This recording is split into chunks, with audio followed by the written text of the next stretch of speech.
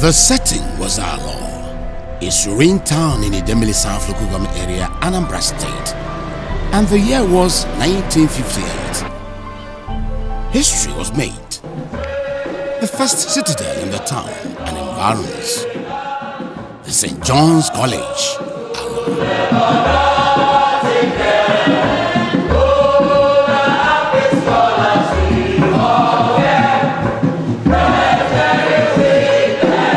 Prior to this development was a meeting in 1955. In a parliamentary fashion, Mr. Alphonsus Ndulue, then a school headmaster, moved a motion asking the Alor Catholic community to approach the parish priest and the Catholic Education Secretary, Reverend Father Jordan, to request for a junior college as preliminary training college (PTC) for the training of teachers, which could be converted to a senior college later.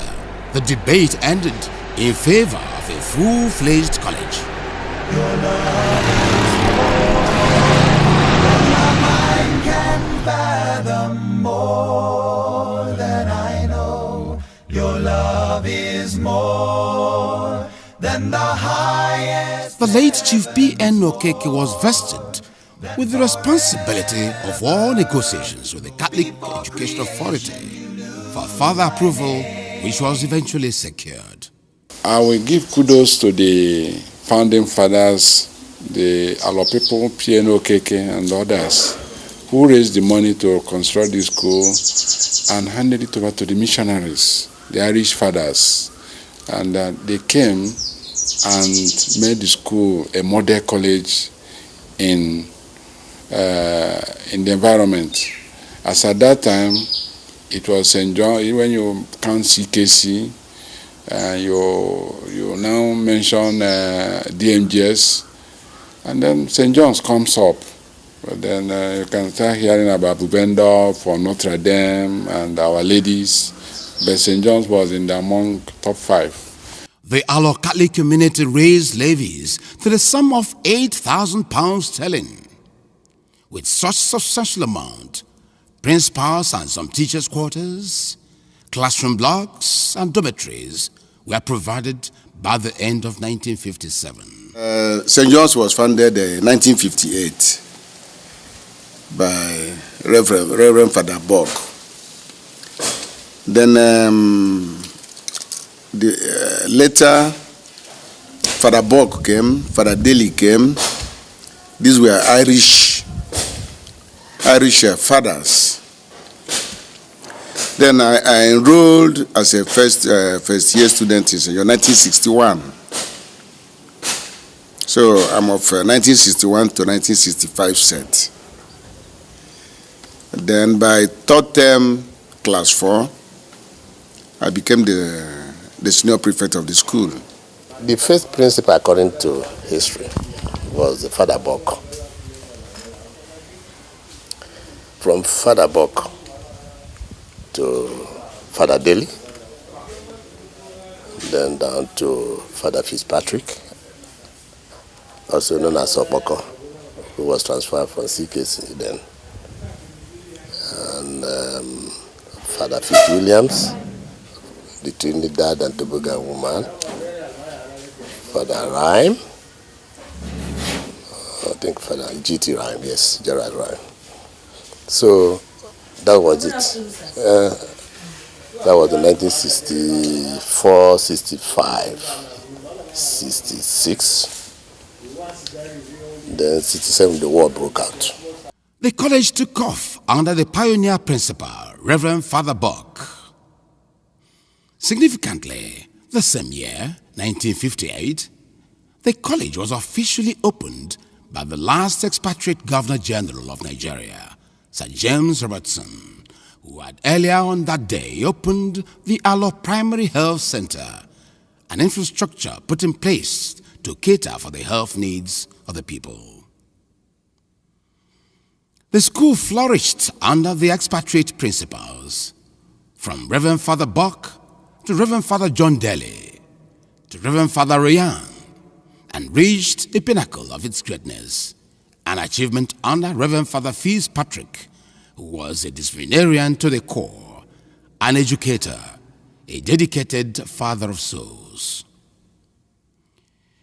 Unfortunately, however, the Nigeria-Biafra Civil War took its devastating toll on the school. The students were cut short of their academic programs, while the school was converted to a military hospital till the end of the Civil War on 12 January 1970. It was cut off by the Civil War. There was the school became part of the military barracks for Biafran army, and a lot of degradation followed it. At the end of the war, the East Central State government took over the management and administration of schools.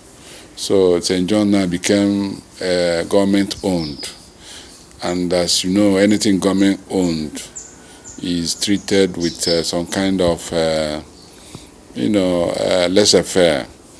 The post-war condition of the school was obviously not different from most other schools in southeast Nigeria. Students who survived the war returned to complete their studies. The process was reconstruction, rehabilitation, and human capital development continued under the different astute administrators that raised quality and standards through the 1970s to the 1990s. Having sunk after the Civil War, that school gradually rose back to its level, so to speak, level. And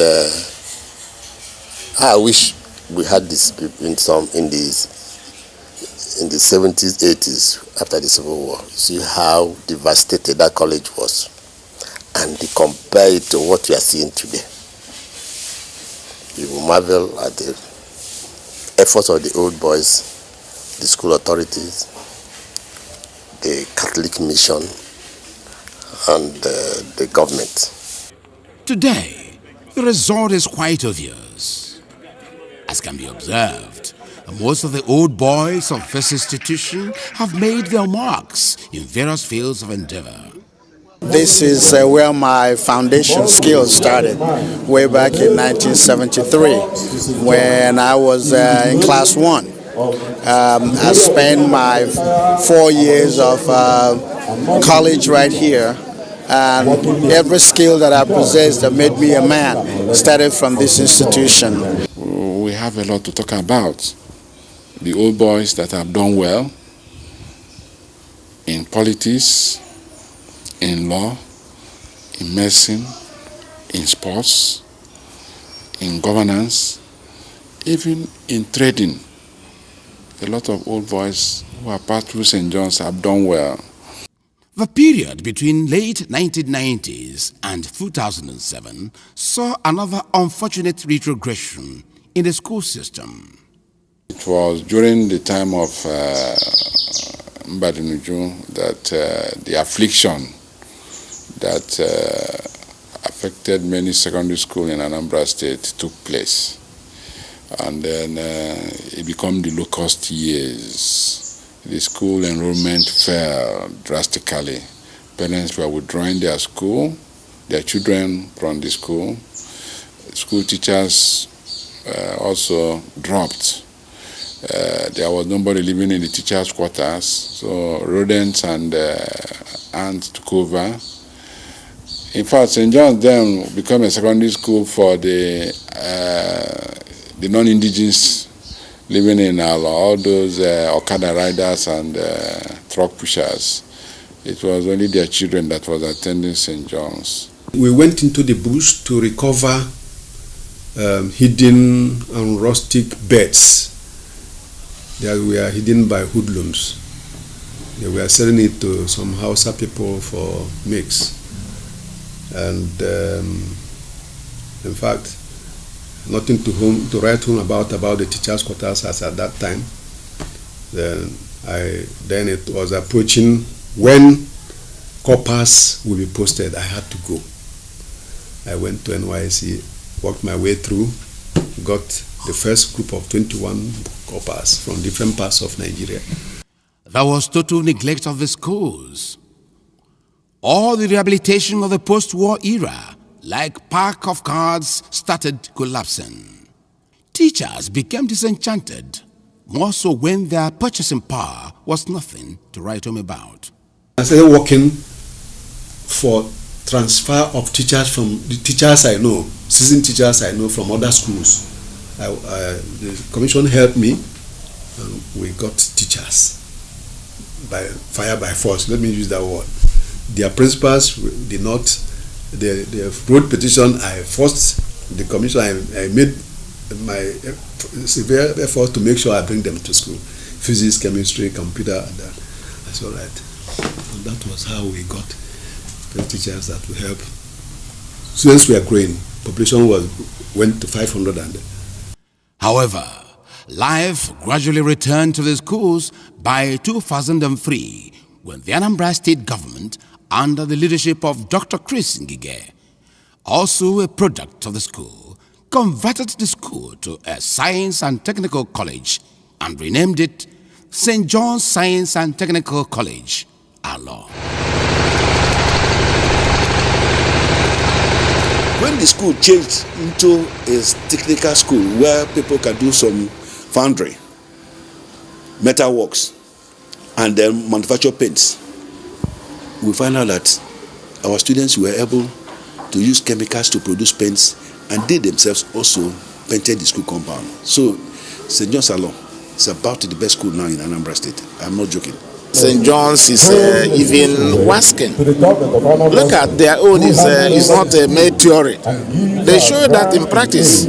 Look at the paint, the students produce the paint, and with it paint the school. And you see how shiny the quality of the paints. Even in buildings, see the doors, the metal construction they are doing, even for some others, is something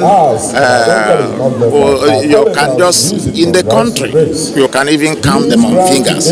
Even those that are only technical colleges. You see our school rank above them. I understand there's a technical college twist to things now, and that's a good thing. So to have employable youths upon graduation is a good thing for St. John's to add as a fourth layer, in the three planks he always pursued. He molds character, he pursues academic excellence, and is into sportsmanship. So you can add technical employable skills to it. And one thing nice is that our school is not just College Alor again. It is Science and Technical College, whereby when they finish, they don't have to go in looking for white-collar jobs. They will become employers on their own and start building houses. They start manufacturing paints. They start doing metal fabrications, doors, windows, and all these things. So you don't need to go to university to do that, all that. But some of them will still go to the university and then put finish touch into it so that they will be able to lecture and also do the practical aspect of it.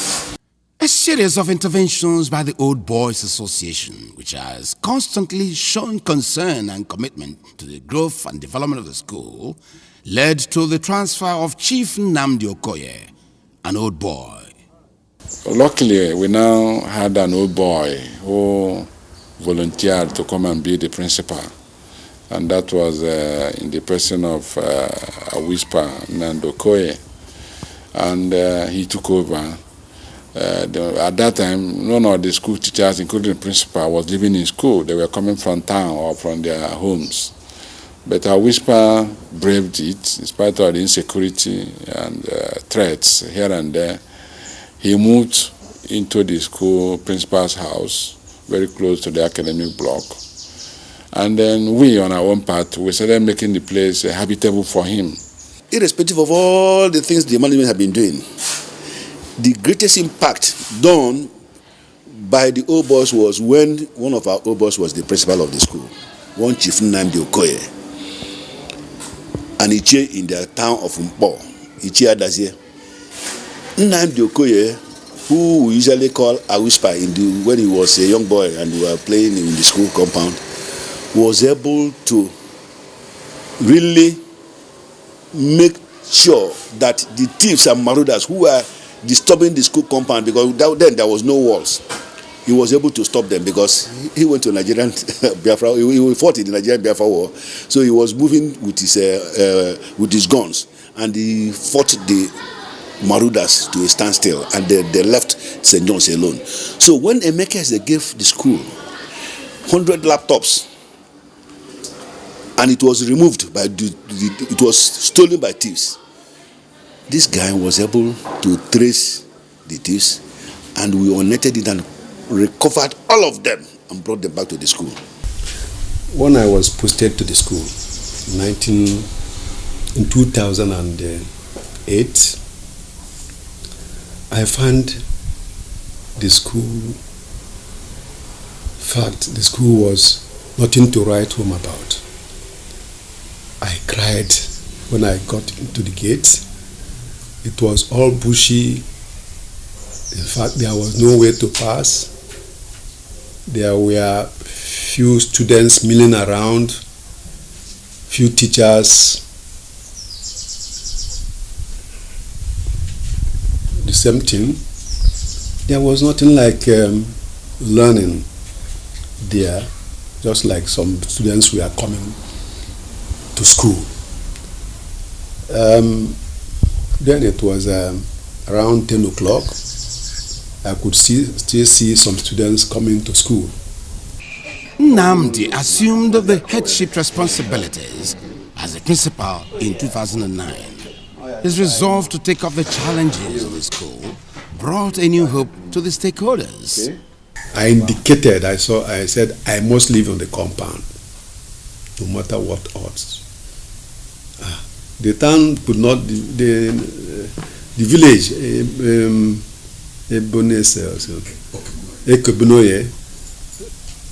the chairman and the people around there, they didn't understand. I said, I'm going to live in the school. He said, you live in here? I said, yes. I lived there with my family. We stayed there 2-3 days. They started seeing that life is coming up there. And Emeka Ngigesan came with the first surprise. He brought in the first set of seats, upholstery seats in the principal's, because I had forms to stay with and sleep. I had no bed. I didn't bring my bed in. He bought the first set of seats for me. Then I bought other things. Chief Okoye was spurred into action, and his first assignment was to clear the jungle. He made the necessary overtures and re-established the boarding system, reconstruction, both physical and academic structures, and reclaiming of the school terrain, which was fast being eroded.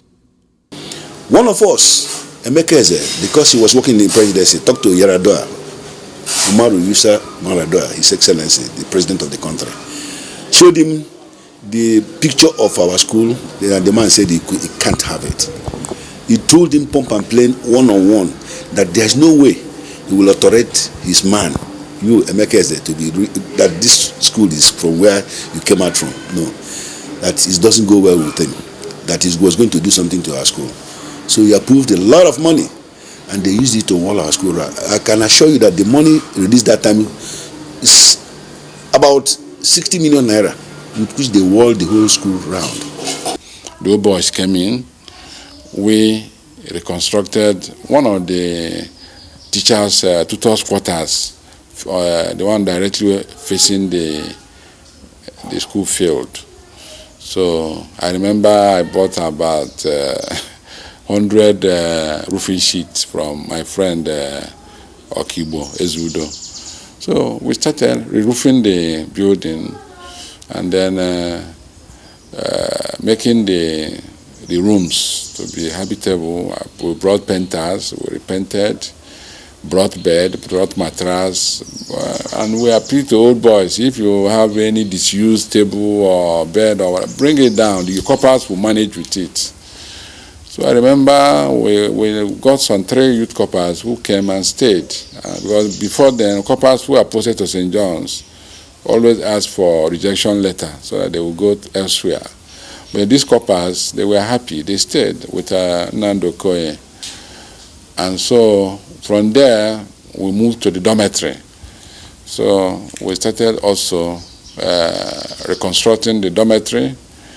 It was at this stage that Alor Development Union, ADI, also were appealed to. I remember inviting Nando Koye to attend the meeting of Alor Development Initiative to present to them the challenges in the school. Nando Koye came, presented it, and I was the chairman of ADI then. So we also brought in some money to help, brought carpenters to start reconstructing some of the dormitories because they were in terrible states. So it was at this stage also that our brother, who was an old boy and a member of ADI, Engineer Mekeze, I appealed to him and then connected him with Nando Koye. There's one of our students, I've forgotten his name, old boy. I think he's the current bossa of Nnamdi Azikiwe. From Nnokwa. I contacted him. He also sent dozens of, about 3 dozens of jersey and football, to make these boys, because they like playing. And we are all footballers. We started playing. More boys were coming. We had the jersey for this house, and every evening we play. We play with them. I played with them, the coppers. We play coppers. They play coppers and teachers. We were just enjoying that, and more boys were coming. Other notable old boys joined in the rescue mission. The Old Boys Association has a lot of effort. I've made a lot of effort to see that this very school stands highest among all the schools in this Anambra State and even Nigeria. I know that Old Boys have tried to renovate some of the classrooms, renovate some of the hostels, and do a lot to make this very place a citadel of learning. I think the Old Boys have actually contributed immensely to the growth of this very school, just like the missionaries have contributed. Some years ago, when we found out that there were not enough masters, especially the computer master, I mobilized some people. I talked to some of my friends in Oka, and we were able to get some teachers recruited from the Anambra State government and posted to this place, so that the students will have meaningful masters who will handle their subjects. Apart from that, we have been coming here celebrating the Feast of St. John's every 24th of June, so that the students will have that sense of belonging. These sacrifices paid off through the renovation of the hitherto dilapidated hostels by some old boys, staff quarters, attraction of the federal government to build a block housing basic laboratories and classrooms, tarring of the gateway to the school compound, renovation of the principal's quarters, fencing of the frontage was initiated. Solar-powered security light was resuscitated. There was a time this place was actually dilapidated completely, that I had to do undertaking upon myself to do a full dormitory, which is named after me, Uzomi Boma House. And I think that was the spur of the moment. A lot of people came in, did their best. And now, before the government handed the school over to the missionaries. St. John's College Alor also recorded substantial growth under the Governor Peter Obi administration. The regime ushered in a new narrative in educational development by its historic handover of mission schools back to their former owners. Luckily for us, the missionaries, Peter Obi became the governor of Anambra State, and then he gave the school back to the missionaries, the correct owners. Immediately he gave the school back to the owners. There was this astronomical development. A lot of buildings sprang up. The old refectory, the pride of Okoko then, was renovated and expanded. The dormitories were renovated by students, and in fact, we wanted even to install air conditioners in some of the dormitories, but sanity prevailed. We felt that it might be too big for the students, so we had to put in ceiling fans, which was not there before the war, and change the windows there to Alumaco windows. We roofed it using long span, and in the main building we had to extend it. There are other 2-story buildings coming up. The principal quarters was renovated, staff quarters renovated. With this development, the Onitsha Archdiocese of the Catholic Church in 2010 resumed the proprietorship of St. John's Science and Technical School, Alor. The school blossomed to greater heights under the proprietor, His Grace Most Reverend Dr. Valerian Okeke, the Archbishop of Onitsha Catholic Archdiocese and Metropolitan Onitsha Ecclesiastical Province, whose passion for quality education has led to the present enviable standard of the college.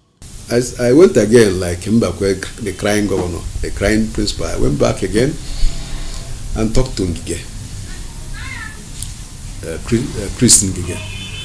I went severally to his house, talked to him, and Emeka, his brother, and Wasinga, the elder brother. He accepted and gave us 1 million check. That 1 million was used, part of it was used in the proper rehabilitation and rezinking of the principal's house. Then tiling of some part of the principal's rooms, which I shared with some coppers. Then the other part was used for rehabilitation and other things for the refectory. Our refectory was down, very down, so it was also used for that. Before the Catholic Mission, the church, the proprietors now came in to get 500,000 naira to complete the refectory. With good and effective management strategy and synergy between the diocese and the state government under Governor Willie Obiano, the school is now one of the best in the state in environmental beauty, structures and academics, with about 1,000 students population. Evidence abounds to buttress its status as a technical college, and as they say it, seeing is believing. Today, we have boreholes. We have solar-powered energy in some places. We have beautiful landscape. The library is coming up. The big hall that can accommodate 1,000 students at a time has been erected by the missionaries. And what have you? The manager was sent to us, Reverend Father Christopher Onwekusi, another African Irish priest, very intelligent and cooperating. Unlike other managers who were having scuffles with their principals, he came, succumbed to himself, and saw that we were moving, and we moved. He was helping, giving his own idea, and we are helping together with the former Ogidi Boys manager, Celestine. He's now Reverend Father Celestine, Chibo. They were coming to help me in putting everything in order. Proud of their alma mater, the Old Boys Association has the tradition of celebrating the institution at strategic times and periodic events. And so, the year 2018 takes its pride of place as its Diamond Jubilee was celebrated with pomp and pageantry. The Old Boys, students, school management and stakeholders converged and shared camaraderie and conviviality, while also recalling beautiful memories they had back at the St. John's Alor decades ago. It was that spirit of being your own person, that is trying to overcome challenges in the face of adversity, that has prepared us to the height we have achieved. So when I was in university, it was not difficult for me to adapt, read the way we do in St. John's, burning midnight oil. And I was able to scale through the University of Education. Then we went to law school. Law school was like a crash program. You are doing many courses at the same time, and the competition was rife. Students from various universities.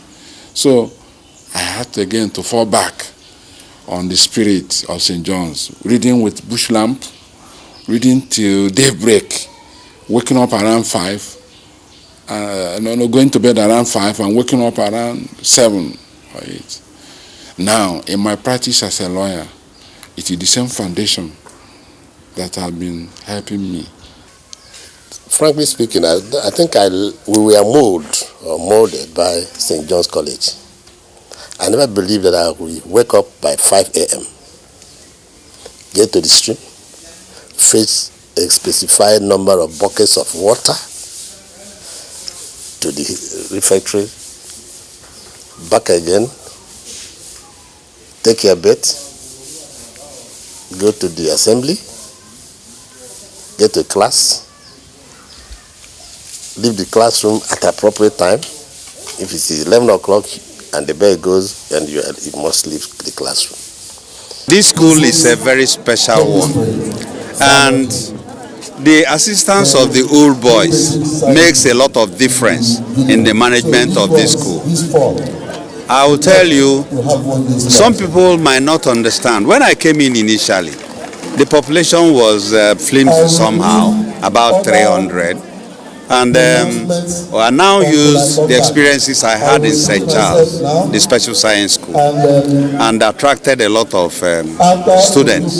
The Jubilee activities proper started on Friday, 2nd November 2018. It afforded the great old boys another auspicious moment to traverse the corners of the school they lived in many glorious years ago. The inspection of the school compound by the old boys was, to say the least, an exciting outing so cherished by the big boys that came visiting. We divided the repertory into two.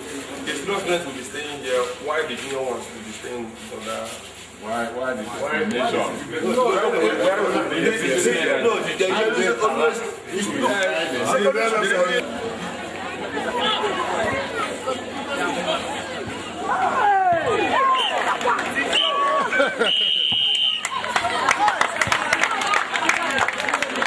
There was an inter-house football competition finals played on one of the various sports arenas in school. The old boys watched, some with nostalgia, as those who played in the school's first 11 during their students' days in school were present.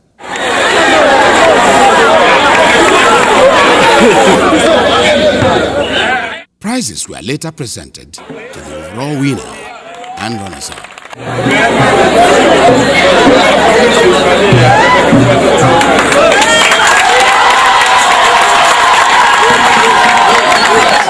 St. John's has been always in the forefront of 1, 2, or 3 things. Number 1 is character. We mold character here. Number 2 is academics. And number 3 is sportsmanship, particularly soccer. In St. John's College, we have hockey field, we have football pitch, we have lawn tennis court, we have table tennis boards here and there. Mention it. We even do boxing as sports. Boxing.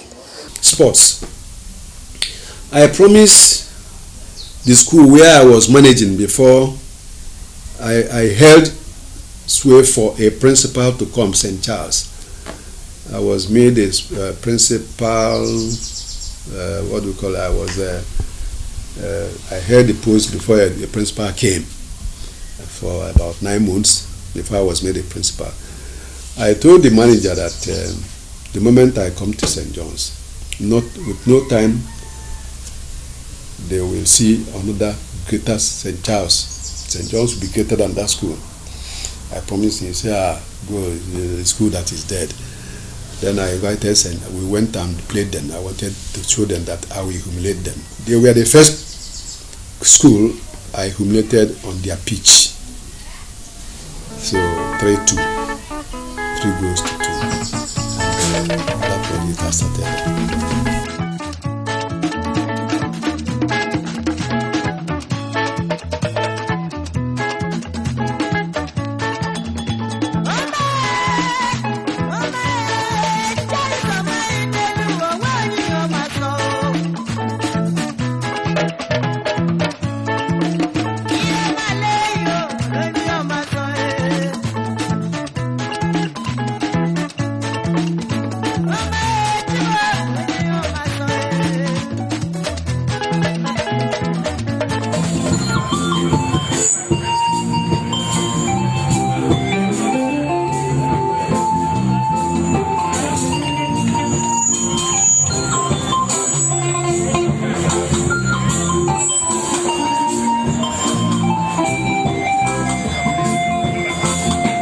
In 60 years and still counting, the old boys felt elated and lucky to be part of the great event. All, therefore, retired for a very exciting dinner party hosted by 3 great members of the Ngige dynasty. Chief Edingige, Senior Prefect 1965. Chief Dr. Chris Wabazengige, one-time Governor of Anambra State and a distinguished Senator of the Federal Republic of Nigeria. And Chief Emeka Ngige, a senior advocate of Nigeria.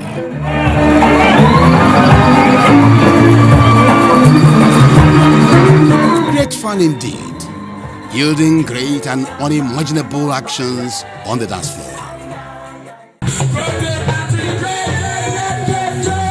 The first head boy in the school, a septuagenarian, Chief Sir SMC Ugochukwu, could not contain his excitement, feeling younger as the fun of the evening filled of the gathering.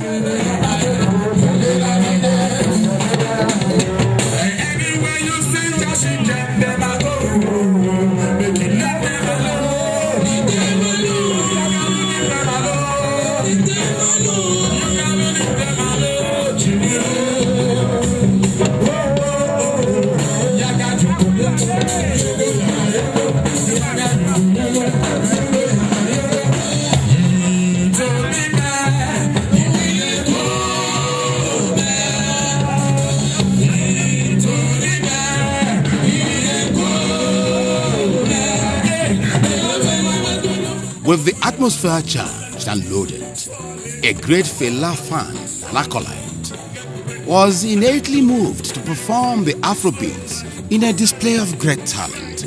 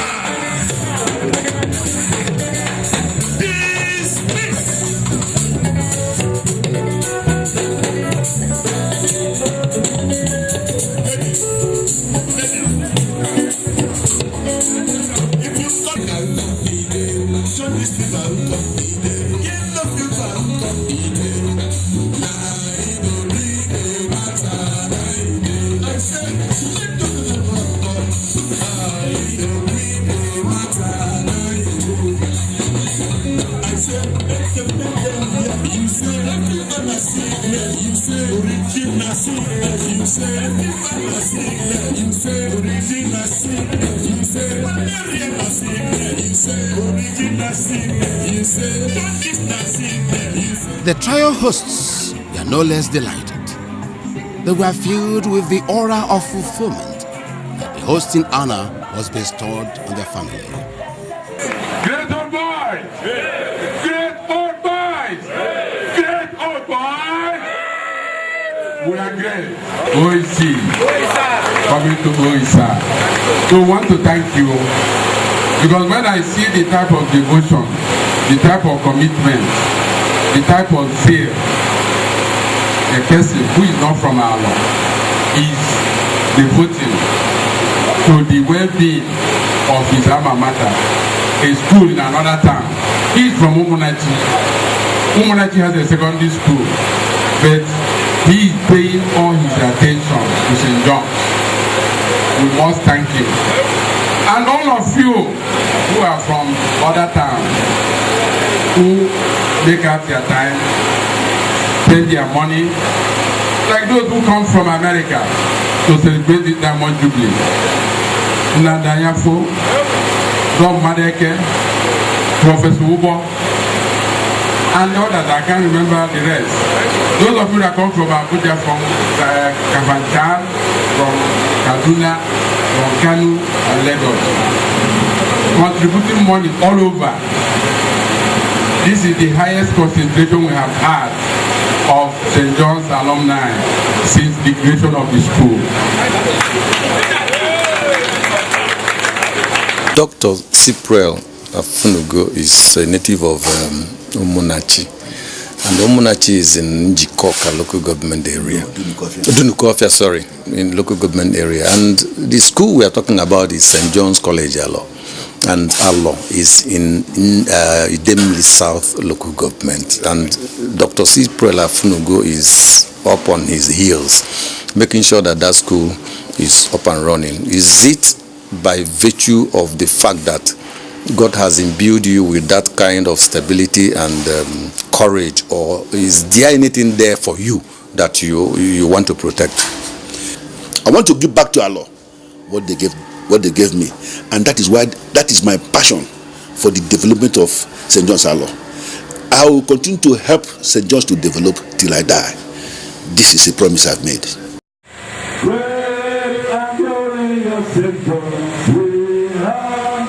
Having done justice to the activities of the night, the old boys, feeling satisfied, looked forward to the grand finale event just a few hours away. On that special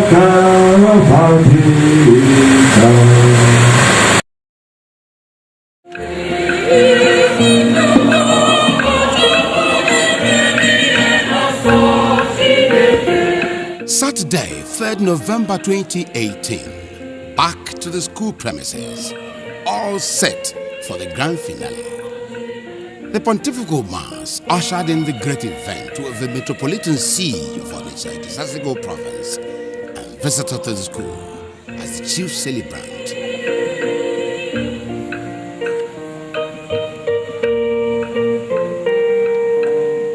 Almost as a pastoral visit, the celebration provided students yet to receive the sacrament of confirmation an ample opportunity to belong to the category of full teenagers of the Roman Catholic faith.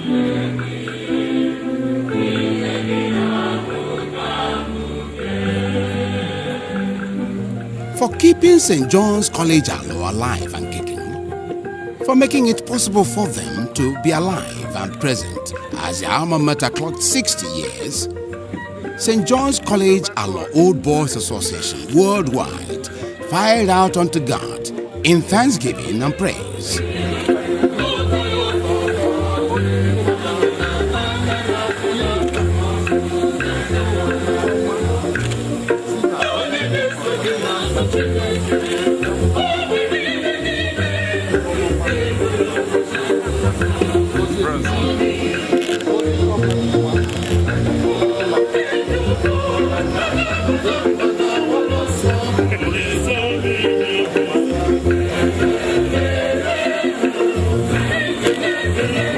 With the spiritual paving the way for the social culture, the ceremony shifted to a grand reception. Beyond supporting the transformation that this college has in terms of providing entrepreneurship, but I know when we are planning for this Diamond Jubilee, I started happy on that issue, and that's the way to go, not knowing that that's already going on here.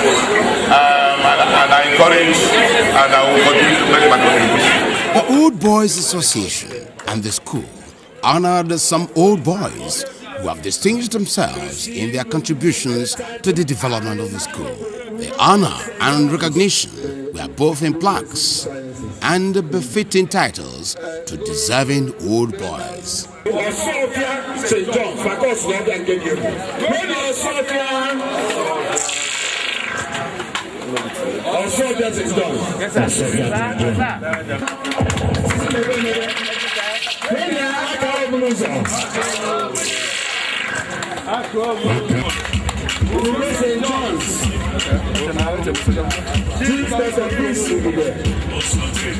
Friends of St. John's College Alor came with gestures to keep the school running as a means of encouragement to the old boys, the proprietor, parents as well as teachers, and the students.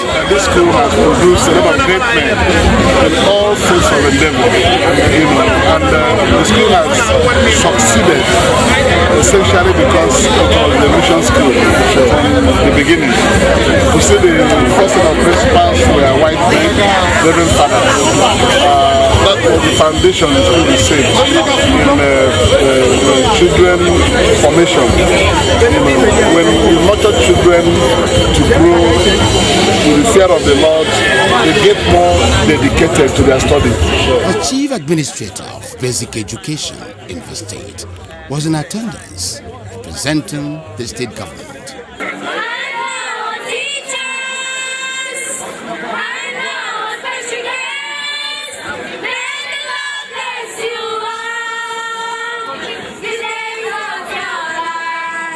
Official ceremonies over, time for entertainment, sumptuous dishes, enough for everyone, plus assorted drinks to go round. The people are apparently happy for the grand occasion, particularly the old boys who obviously felt satisfied with the concept, organization and management of the Diamond Jubilee. And I thank all the members of the planning committee of the Diamond Jubilee celebration, Obaka, Don Onyenji, Peter Wago, and the school principal for the time they have devoted. It now became like their daily means of work, their daily work. Old boy matter from morning till night, sacrificing their own places of work or their own means of livelihood. This sacrifice is not easy to make in the face of the challenges we face in Nigeria. To them, it remains a thing of joy to be a thoroughbred of such an educational industry. The St. John's College Alor, where people of round character are nurtured by God-fearing mentors. One of the key issues here is participation. See, the people at home that we left at home, they started something. And now that we've come in and we've seen what they've done, then I'm going to have to galvanize the rest of us and say, look, they're doing something wonderful, so we need to give them support. We even talked about having an arm of St. John's Old Boys in the diaspora so that we can harness the energy there. So instead of one person, the money coming out of our pocket to donate and stuff like that, we can put up functions and the indigents of that place will give us money, because once we show them pictures about schools, they donate, out of their heart. When you go back, what are we expecting from our colleagues, our members, our brothers who are over there in the diaspora? Yeah, well, everything is not finance, even though that is part of the, in order to be able to continue to grow the institution. The idea is to raise the awareness of what some people have done. So the idea is that to be able to harness the talent of all the members, all the alumni, in diaspora, to have what we call a think tank on how we can be able to, participate and help the institution grow. Already, I spoke with two other old boys, Dominic Madeke, who finished 77, and Nandi Anyafo, who finished 2 years before us. We finished 76, so he finished 74. That maybe we need a kind of diaspora caucus to the Old Boys Association, so that as a collective, people in the diaspora can take on some projects together, and as a kind of support, for the executive right here on location. So I hope to speak with them some more about it, and hopefully, we'll be back in touch with the executive, national executive, in terms of some of the things, that may come out of that meeting. Alor people have gained a lot with the establishment of this school. There is also a girls' secondary school. I think it is owned by the Anglican community. The Catholics should also help our women because the girls are not attending school in St. John's. So the Anglican girls' secondary school should also be helped, as well as I'm telling on the Catholics and I'm telling on the Anglicans in this town that the way they help the Catholic school, the boys' school, they should use the same amount of energy to help the other school. I want this school to be counted among the first 10 in Nigeria. I want this school to improve. Of course, there's a lot of improvement, but there's always room for further improvements. I want the school to be number 1 in ICT in Nigeria. I want them to introduce a lot of curriculum, a lot of things that are not common in this part of the country, like what we see in some advanced countries like America, like Canada, where they have some of the curriculums that deal with the core subjects and core professional core subjects in their area. So I want the school to embrace this way of studies. What will make the school greater, I think, is one, the helping, getting qualified tutors. You know, government is paying some of them, the mission, the school is paying some. So that the tutorial staff is very, very paramount. Because if you don't have a very good tutors, the learning will suffer. Then the government, I appeal to them to help us more. Taking about 60% of the school fees, then we take less than that. Then the old boys, whenever we are called upon to make any contribution, we contribute. They are therefore convinced that the onus lies on them to continue to contribute to further growth and development of their alma mater, in many ways, to the glory of God.